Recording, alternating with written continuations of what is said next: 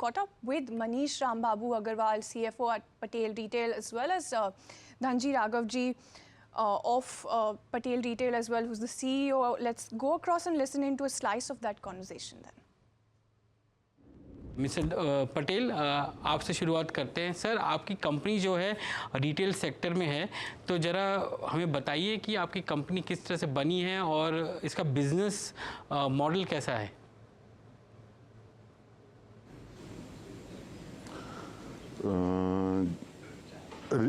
हमारी कंपनी हम दो भाइयों ने स्टार्ट किया। मैं मेरा पहला पर्सनल जर्नी बता देता हूँ।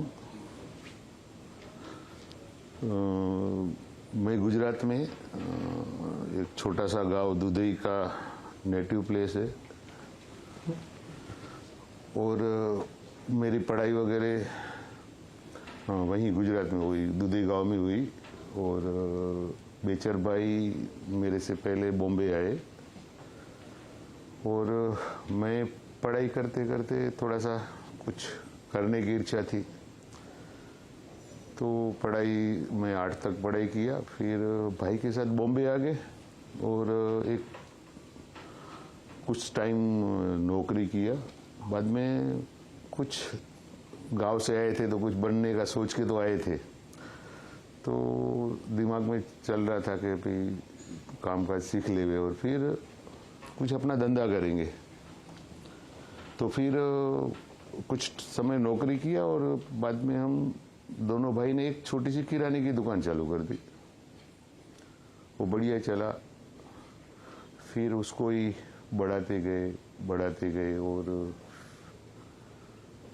फिर एक ट्रेडिशनल किराने की दुकान में से फिर मॉडर्नाइज का कल्चर आ गया था।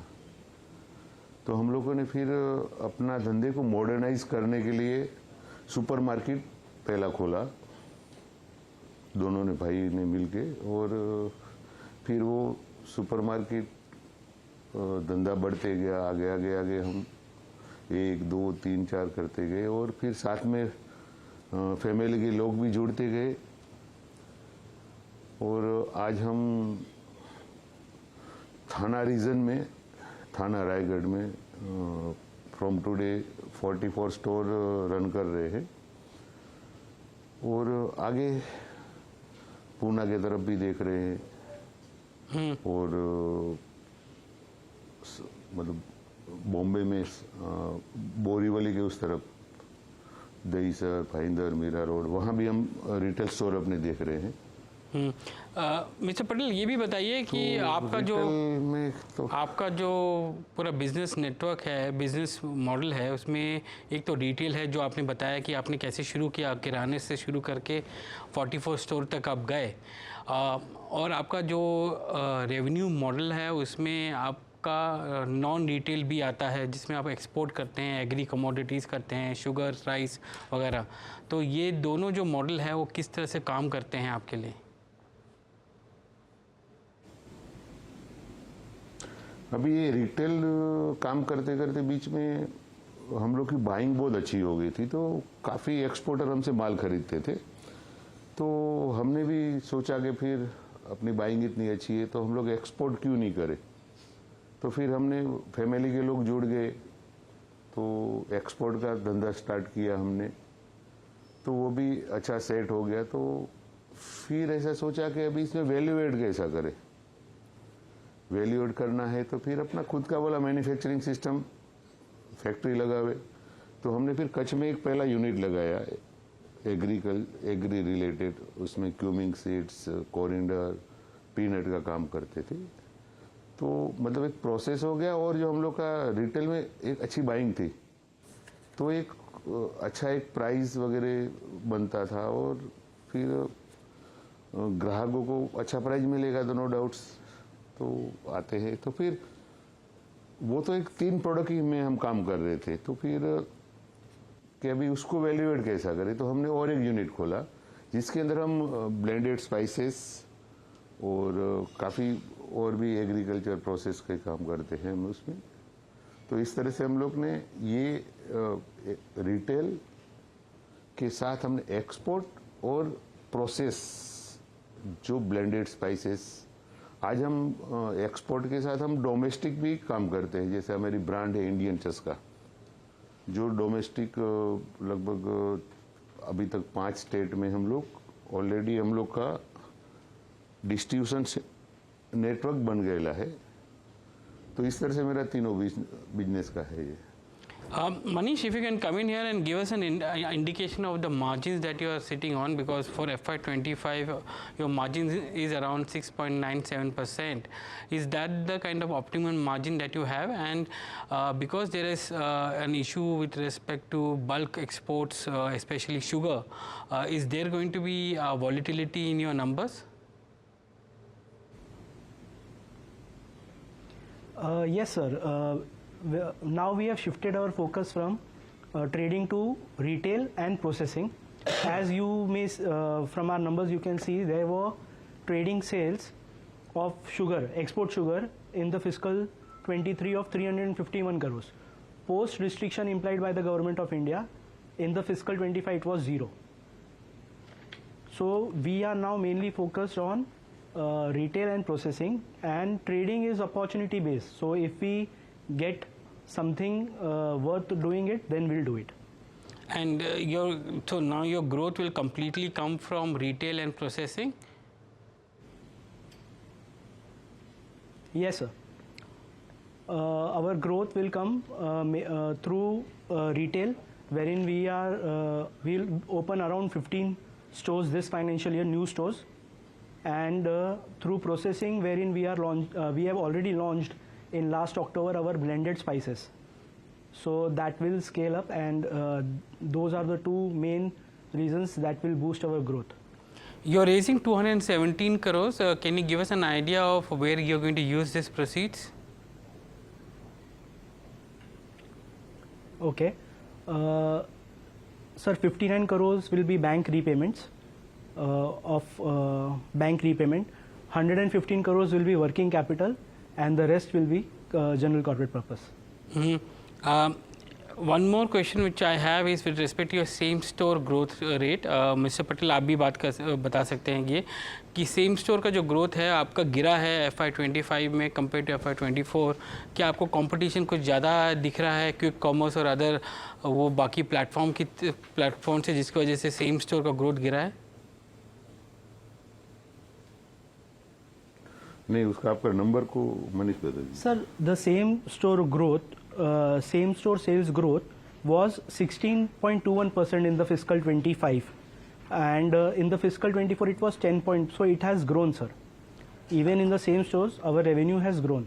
Revenue per store has gone up in that sense. So are you finding new challenges and new competition coming in this? Sir, we are also updating ourselves, like we are already doing e-commerce, and also we are customizing our user interface of the application to include quick commerce as well. So as the demand of customer changes, we are changing ourselves to cope up with that.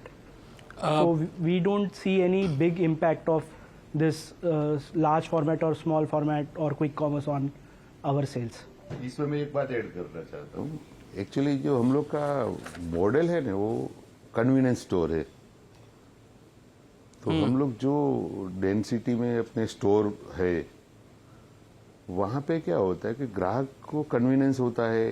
वो मतलब जो residence area में हम लोग की store होते हैं, तो वॉकिंग, उसको ना ट्रैवलिंग का कॉस्ट, और थोड़ा सा कन्वीनियंस के साथ क्या होता है कि उनकी सेविंग भी हो जाती है। जैसा कि अभी दूर जाना है तो उसको रिक्शा का लगेगा। और कन्वीनियंस स्टोर में क्या होता है, हम लोग का थोड़ा सा फैमिलियर स्टोर है। मतलब मेरा ग्राहक आता है तो उसको जैसा मतलब एक अच्छा फील होता है कि नहीं, हम अपनी दुकान में गए हैं, तो वो एनवायरनमेंट हम लोग बनाए रखे हैं दुकान में। तो मेरा ग्राहक, तो मेरा ये एक आखिरी सवाल आपसे ये था कि आपके जो प्रोसेसिंग यूनिट्स हैं जो कच्छ में आपने बोला, और आप भी आई थिंक तीसरा यूनिट भी आप बना रहे हैं, वो टोटल यूनिट जब बन जाएंगे तो आपकी प्रोसेसिंग कैपेसिटी कितनी होगी और रेवेन्यू का कितना प्रतिशत होगा वो?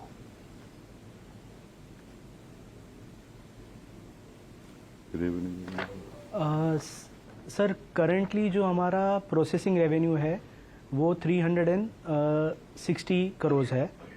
अगर हमारा जो पूरा प्रोसेसिंग का 100% यूटिलाइजेशन अगर मैं देखता हूँ तो we would be able to generate around 600 to 650 crore of revenue from processing sales. और हमारा जो थर्ड फैसिलिटी है एग्री क्लस्टर वो चालू हो चुका है सर. उसमें 5 यूनिट है जैसे होल स्पाइसेस, पीनट है, व्हीट फ्लोर है, ब्लेंडेड स्पाइसेस है, सेसमे सीड्स है. एंड इसमें प्राइवेट लेबल्स के थ्रू आप जो बेचते हैं वो तो प्राइवेट लेबल का कंट्रीब्यूशन कितना है आपके पूरे सेल्स में? सर रिटेल सेल्स में 18 to 20% हमारा प्राइवेट लेबल सेल्स है और प्रोसेसिंग सेल्स में आउट ऑफ 360 236 करोड़ हमारा ब्रांडेड सेल्स है.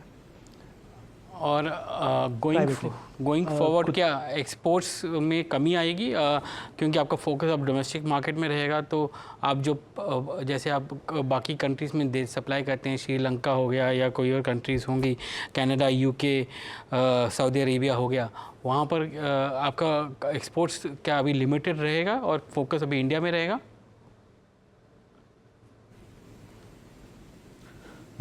साहब इसमें क्या होता है कि सर एग्रीकल्चर प्रोडक्ट है, हमारे यहाँ अच्छा उत्पादन हुआ, अच्छे दाम रहे तो इसमें काम फिर वो पूरा इंटरनेशनल मार्केट को कंपैरिजन करके प्राइजें होती है तो हमारा प्राइस अच्छा रहेगा आगे तो काम एग्रीकल्चर में तो ऐसा ही होता है.